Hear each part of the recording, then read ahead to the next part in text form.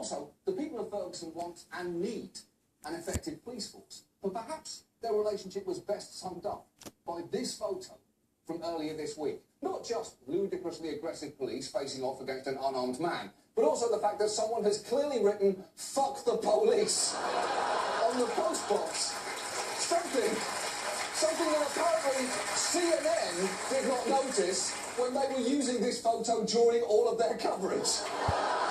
So, they didn't see it.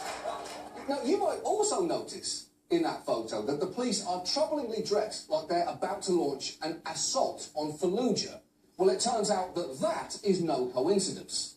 Since 1996, in response to the war on drugs, the Department of Defense transferred $4.3 billion in military equipment to local and state police. After 9/11, the Department of Homeland Security made additional equipment available to local law enforcement through federal funds for terrorism prevention.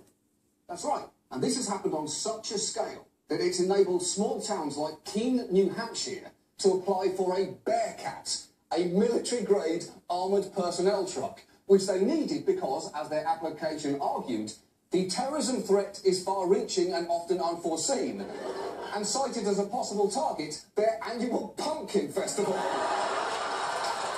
Specifically, this pumpkin festival, which is now being protected by this.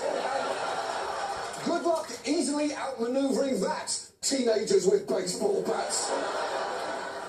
And if you're wondering what it feels like to have a mine-resistant vehicle on the streets of your town, I give you a YouTube video of two dudes from Saginaw, Michigan.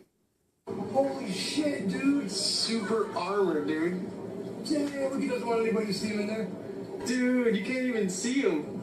That's crazy. Saginaw County Sheriff, dude. It looks cool, dude.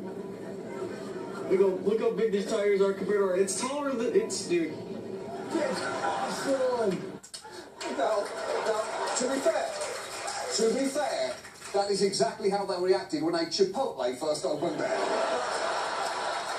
But the point is, listen carefully as one of them suddenly realises something. Damn, dude, that's fucked up. Why? Has our city gotten that fucking bad? Here's the thing, no, it hasn't got that bad. Because unless you live in downtown Kabul, there is no practical need for anything like that in your town. Just ask the people that it came from. The Army itself, actually, in a newsletter a few months ago, recommended against using MRAPs even at U.S. military bases. You know, on paved streets in the United States, they're actually unsafe. They tear up the streets. They have a high rollover potential. Exactly. The only vehicle that should be tearing up the streets of Saginaw is Chad's souped-up Honda Civic. Dude, my car is sick, dude. The police are not soldiers. So why, in this photo from Ferguson, are they wearing fucking camo? They are northwest of St. Louis, not northwest of the Amazon. If they want to blend in with their surroundings, they should be dressed as a dollar store. And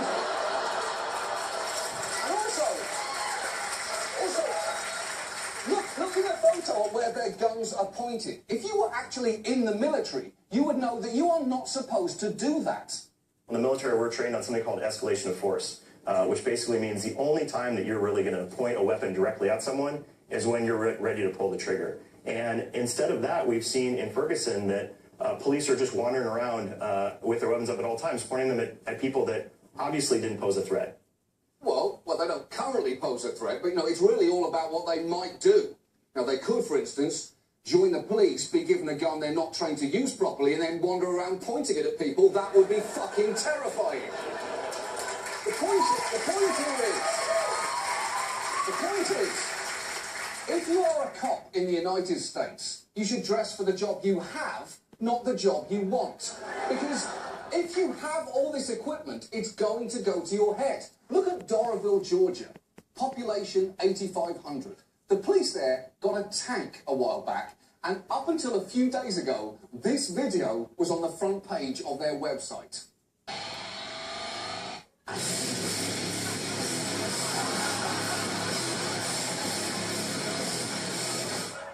We're gonna stop a burglary at Little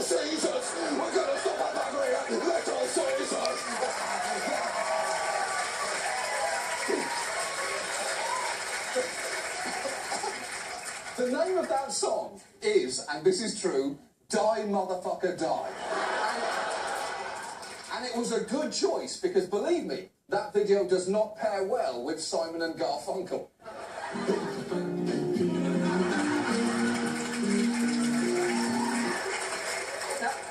Now, that video was just a training exercise, but the problem is, police departments don't just use this stuff for training.